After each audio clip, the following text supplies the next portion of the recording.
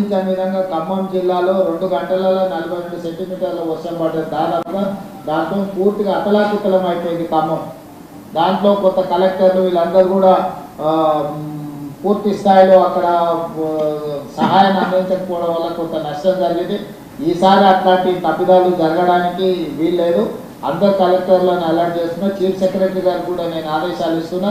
ఎక్కడెక్కడైతే ఈ జిల్లాలో అత్యధికంగా వర్షం పడతాయని ఇప్పుడు వాతావరణ శాఖ ఇచ్చిందో మీరు స్పెషల్ ఆఫీసర్ని డెప్యూట్ చేయాలి. సీనియర్ ఐఏఎస్లను అంతకుముందు అక్కడ కలెక్టర్లుగా పనిచేసిన వాళ్ళను, లేకపోతే ఆ ప్రాంతం పట్ల పూర్తి స్థాయిలో అవగాహన ఉన్న వాళ్ళను కొంత పర్యవేక్షణ కోసం అధికారులను నియమించడంతో కూడా ఏమైందంటే ఆ కలెక్టర్కి హెల్పింగ్ హ్యాండ్ లాగా ఉంటుంది. కింద సిస్టమ్ కూడా రన్ చేయడానికి ఉంటుంది. కాబట్టి రాబోయే 72 గంటలు ఈ విధంగా తీసుకోండి. అదేవిధంగా అన్ని శాఖలకు సంబంధించిన ఉద్యోగుల సెలవులను అన్నిటిని కూడా రద్దు చేయండి. అందరూ డ్యూటీలో చేరాల్సిందే. అదేవిధంగా మీరు హెల్ప్ లైన్ ఒక ఇది చేయండి. హైదరాబాద్ నుంచి గ్రేటర్ హైదరాబాద్ ఈ ప్రాంతానికి హైదరాబాద్ కానీ రూరల్ కానీ ఒక మీరు హెల్ప్ లైన్ అత్యవసరంగా హెల్ప్ లైన్ కూడా ఒకటి అనౌన్స్ చేసి ప్రజలకు అందుబాటులో పెట్టండి. ఎమర్జెన్సీ కాల్స్ ఏమైనా ఉంటే తీసుకోవడానికి అవసరమైన చర్యలు తీసుకోవడానికి ఇది చేసుకోవాలి. మెడికల్ అండ్ హెల్త్ డిపార్ట్మెంట్ కూడా మీరు మెడిసిన్స్ కానీ ట్రీట్మెంట్ కానీ ఎమర్జెన్సీలో ఎవరికైనా ఏమన్నా అయితే అత్యవసరంగా వాళ్ళకి ట్రీట్ చేయడానికి కూడా డాక్టర్లను అందరినీ కూడా మీరు అప్రమత్తం చేసి పెట్టుకోవాలి. ఎక్కడైనా ఏదైనా యాక్సిడెంట్ కానీ ఇన్సిడెంట్ కానీ లేకపోతే ఏదైనా పరిస్థితుల్లో ఎమర్జెన్సీ ఎవరికైనా వైద్యం అందించాల్సి వచ్చినా మెడిసిన్స్ చేయాల్సి వచ్చినా ఏది చేయాల్సి వచ్చినా మెడికల్ అండ్ హెల్త్ డిపార్ట్మెంట్ కూడా కంప్లీట్గా అప్రమత్తంగా ఉండాలి. కావాల్సిన అన్ని వసతులను మీరు ఏర్పాటు చేసుకోండి. అదేవిధంగా చివరగా గ్రేటర్ హైదరాబాద్ అంటే రాచకొండ కావచ్చు, సైబరాబాద్ కావచ్చు, హైదరాబాద్ మేజర్ ఇక్కడనే వర్షాలు నీళ్ళంతా రోడ్ల మీదకి రావడం, దాంతో లోతట్టు ప్రాంతాలు కాలనీలు మునగడం, మన మూసి పరివాహక ప్రాంతంలో కూడా ప్రమాదాలు జరగడం, గతంలో నాగోళ్ళు ఎల్పీ నగర్ ప్రాంతంలో మనుషులు కొట్టుకుపోయిన సంఘటనలు ఉన్నాయి. కాబట్టి పోలీస్ కమిషనర్లు కూడా అక్కడ జనాలను పోకుండా ఎక్కడైతే ప్రమాద స్థాయికి నీళ్లు చేరుకుంటూ అక్కడ ట్రాఫిక్ను ప్రజల్ని పోనీయకుండా ఆపడానికి పోలీస్ ఫోర్సెస్ కూడా పెట్టాలి. సిటీ ట్రాఫిక్ను చేయడానికి ఫిజికల్ పోలీసింగ్ కూడా అవసరం. ఉన్నతాధికారులు కూడా ఫీల్డ్ మీద ఉండాలి. ఉన్నతాధికారులు పర్యవేక్షిస్తున్నారంటే మిగతా వాళ్ళందరూ కూడా వస్తారు. కాబట్టి రెగ్యులర్ పోలీసులు కూడా ఈ దీంట్లో భాగస్వామ్యం తీసుకోవాలి. Not only traffic police. Normal టైంలో traffic police will take care of traffic regularisation. కానీ ఇది స్పెషల్ సిచ్యువేషన్ కాబట్టి regular police law and order పోలీసులు కూడా ఈ 3 కమిషనరేట్ల కింద అందరినీ అప్రమత్తం చేసి పోలీసులు అందరూ కూడా దీంట్లో ఉండాలి. కంట్రోల్ రూమ్లో కూడా కంట్రోల్ రూమ్ ఇన్ఛార్జ్లకు కంట్రోల్ రూమ్లో ఉన్న వాళ్ళకు ఎప్పటికప్పుడు సిటీ అంతా ఏ ఏరియాలో ఉందో అత్యవసరమైన పరిస్థితులను చేసుకొని వాళ్ళందరినీ అప్రమత్తం చేసుకుంటూ పోతుండాలి. అదేవిధంగా హైదరాబాద్ నుంచి మీరు ఈ ఎఫ్ఎం రేడియోలకు వీటికి కూడా అలర్ట్స్ ప్రకటించండి. వాళ్ళకి చెప్తే వాళ్ళు ట్రాఫిక్తో పాటు ఎక్కడ అత్యధిక వర్షపాతం ఉంది, ఎక్కడ బ్రిడ్జులు ఉన్నాయి, ఎక్కడ బ్రిడ్జులు లేకపోతే మొత్తము అక్కడ పోవడానికి అవకాశం లేని ప్రాంతాలు ఉంటే కూడా వాళ్ళందరినీ కూడా అప్రమత్తం చేసి రేడియో సమాచారం కానీ టీవీలలో కూడా అలర్ట్ చేయించడం, కొంత కోఆర్డినేషన్, మీడియా కోఆర్డినేషన్. అదేవిధంగా ప్రజల్ని భయపెట్టే వార్తలు కూడా ఎవరైనా ఇస్తే ఐఎన్టీఆర్ కమిషనర్ గారు కూడా నేను సూచన చేస్తున్నా.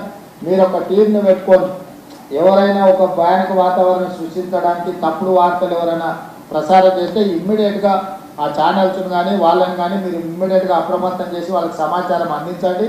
కాదు కూడదని వాళ్ళు ఏదైనా చేస్తే ఇమ్మీడియట్గా ఏం చర్యలు తీసుకోవాలనో ఐఎన్టీఆర్ వైపు నుంచి కూడా దీంట్లో ఉండాలి. మీరు సమాచారం ఇవ్వనప్పుడు వాళ్ళు ఏదో ఒకటి వేస్తారు.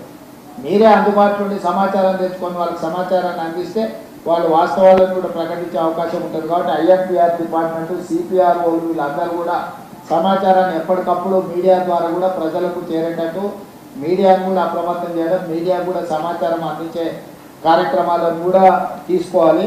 వీళ్ళందరినీ కోఆర్డినేషన్ చేయడానికి చీఫ్ సెక్రటరీ గారు, డీజీ గారు, కమిషనర్లు మీరు ఒక గ్రూప్ క్రియేట్ చేసుకొని ఎప్పటికప్పుడు ఆ గ్రూప్లో మీరు డిస్కషన్ చేసుకొని ఇన్స్ట్రక్షన్స్ ఇవ్వడానికి కూడా అవసరమైన దీంట్లో కూడా మీరు ఒక కోఆర్డినేషన్ లాగా ఉండాలి. ఎందుకంటే ఒకసారి ఫోటో కలవరు, లేకపోతే సిగ్నల్ బ్రేక్ అయ్యి ఏదైనా ప్రాబ్లం వస్తే కూడా మీరు ఒక గ్రూప్ క్రియేట్ చేసుకొని డిజాస్టర్ మేనేజ్మెంట్ కోసం నెక్స్ట్ 72 అవర్స్ని అడ్రస్ చేయడానికి అవసరమైన ఒక గ్రూప్ క్రియేట్ చేసుకోండి. కన్సర్న్ మినిస్టర్స్ అందరూ అందుబాటులో ఉంటారు, నేను కూడా అందుబాటులో ఉంటాను. ఈ హైదరాబాద్ రంగారెడ్డి ఇన్ఛార్జ్ మినిస్టర్లు కూడా ఎప్పటికప్పుడు అందుబాటులో ఉంటారు. ఎందుకంటే ఈ ఏరియా మేజర్గా ట్రాఫిక్, ఇవి మూసి నాలాలు ఇవన్నీ కూడా ఇష్యూస్ ఉన్నాయి. ఇద్దరు ఇన్ఛార్జ్ మినిస్టర్ కూడా అప్రమత్తంగా ఉంటారు, మీకు అందుబాటులో ఉంటారు. మిగతా అధికారులందరూ కూడా ప్రాపర్గా మీరు కోఆర్డినేషన్ చేసుకోవాలి. చీఫ్ సెక్రటరీ గారు మీరు కూడా అన్ని డిపార్ట్మెంట్లో ఇచ్చేయండి. ఇంపార్టెంట్ డిస్ట్రిక్ట్స్, హెవీ రైన్స్ ఉన్న, రెడ్ అలర్ట్ ఉన్న దాంట్లో మాత్రం సీనియర్ ఆఫీసర్లను మీరు కొంతమందిని డెప్యూట్ చేయండి.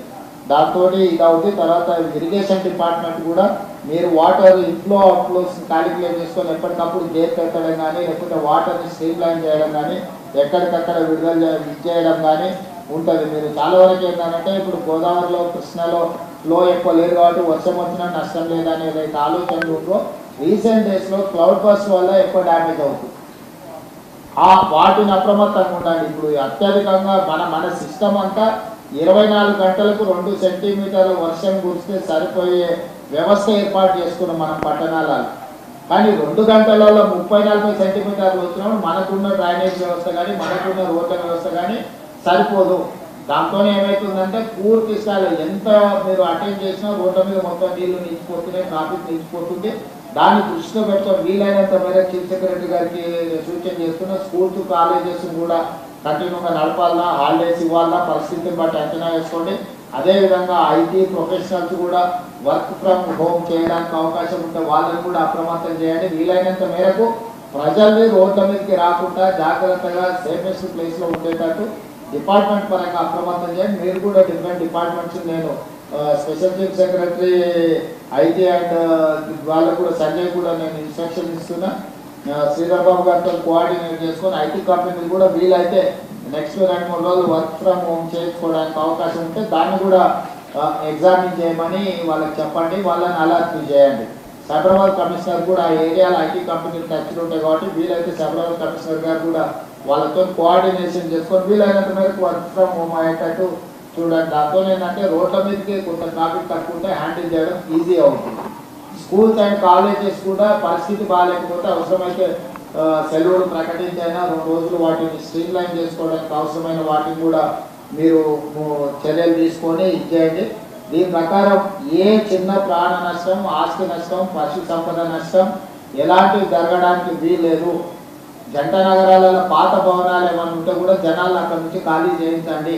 చాలా పురాతన శిథిలావస్థకు వచ్చిన భవనాలు ఉన్నాయి. ఈ అత్యధికంగా వర్షపాతం ఉన్నప్పుడు కూలిపోయి దాని కింద ప్రజలు చనిపోయే అవకాశం ఉంటుంది కాబట్టి అట్లాంటివి ఏమైనా ఉంటే మీ జోనల్ కమిషనర్స్ని, డెప్యూటీ కమిషనర్స్ని కూడా అప్రమత్తం చేసి ఆ ప్రాంతంలో ఎవరిని లేకుండా ఖాళీ చేయించండి.